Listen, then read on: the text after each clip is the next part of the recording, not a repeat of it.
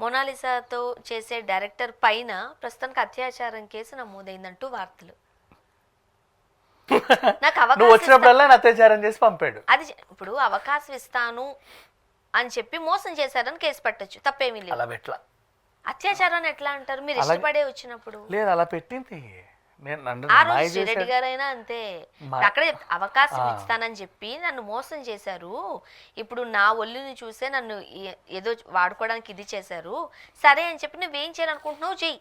అంతేగాని అత్యాచారం అని ఎట్లా అంటావు? మన వాళ్ళు ఇష్టపూర్వకంగా చేసినప్పుడు అంటాను.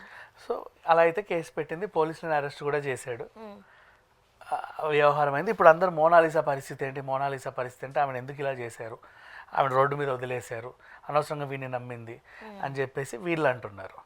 ఇప్పుడు ఈ పిల్ల ఇందాక జస్ట్ 3 hours బ్యాక్ వచ్చిన న్యూస్, నేను ఈ కేసు వాపసు తీసుకుంటున్నాను అనింది.